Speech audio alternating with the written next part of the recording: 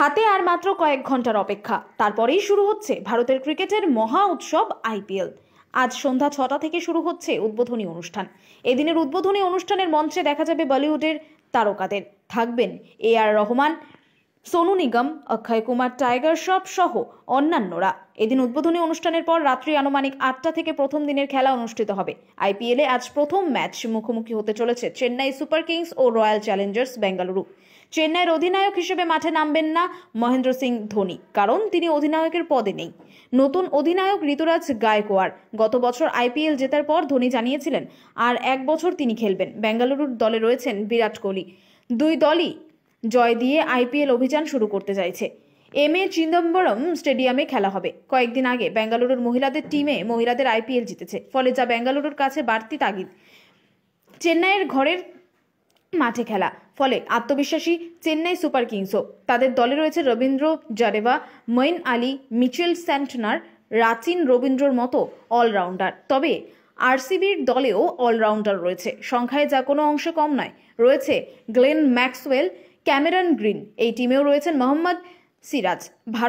ভারতীয় সময় সন্ধ্যা 6:30 থেকে উদ্বোধনী অনুষ্ঠান শুরু হবে। মঞ্চে দেখা যাবে বলিউডের তারকাদের। থাকবেন আর রহমান, সোনু নিগম, অক্ষয় কুমার, টাইগার শ্রফ। খেলা এদিন একটু দেরিতে, অর্থাৎ রাত 8টা থেকে শুরু হবে। আপনারা সকলেই অবগত, সারা বছর আইপিএল এর জন্য অপেক্ষা করে ক্রিকেট প্রেমীরা। ফ্র্যাঞ্চাইজি এই টুর্নামেন্টে টি20-র প্রতি মানুষের আগ্রহ তৈরিতে যেমন বড় ভূমিকা রয়েছে, তেমনি অনেক ক্রিকেটারের ব্যাংক ব্যালেন্স হিসেবেও বদলে দিয়েছে।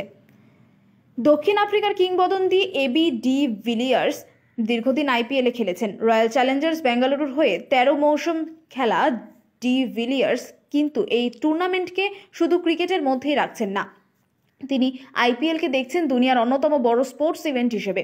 আইপিএল ইতিহাসের অন্যতম সেরা তারকা ডি ভিলিয়ার্স। আইপিএলে দিল্লি ও বেঙ্গালুরুর হয়ে তিনি খেলছেন 170 ইনিংস, রান করেছেন 5162, যা টুর্নামেন্টের ইতিহাসের ষষ্ঠ সর্বোচ্চ। একটি সংবাদ মাধ্যমকে ডি ভিলিয়ার্স বলেছেন, আইপিএল ক্রিকেটের কেন্দ্রবিন্দু। বছরের পর বছর ধরে এটি শক্তিশালী থেকে শক্তিশালী হচ্ছে। এটা শুধু দুনিয়ার সেরা ক্রিকেট লিগ নয়, এটি দুনিয়ার অন্যতম বড় স্পোর্টস লিগ, যেটা খুব অল্প সময়ে অর্জন করা হয়েছে। গত বছরে এটি জনপ্রিয়তার অন্য স্তরে পৌঁছে গেছে। ডি ভিলিয়ার্স যোগ করেন, খেলোয়াড়রা যেভাবে পারফর্ম করছে তা তাদেরকে পরিচিত করে তুলছে। অনেকে বিদেশি ক্রিকেটার এখানে এসেছে ভারতের সংস্কৃতি বুঝতে, তারাও এখানে পরিচিতির নাম হয়ে উঠেছে। এটা অসাধারণ।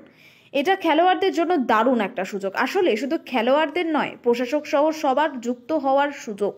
আমার মনে হয় ক্রিকেট সমর্থকেরাও এটাকে দারুণভাবে উপভোগ করছে।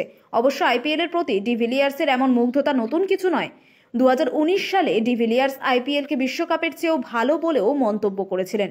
সত্যি বলতে আইপিএল এর ধারে কাছে কিছুই নেই। ভারতে আছি, আইপিএলে খেলছি বলে মনে হতে পারে এখন কথাটা বলাই সহজ, কিন্তু বিশ্বে আরও অনেক জায়গায় টুর্নামেন্ট খেলেছি।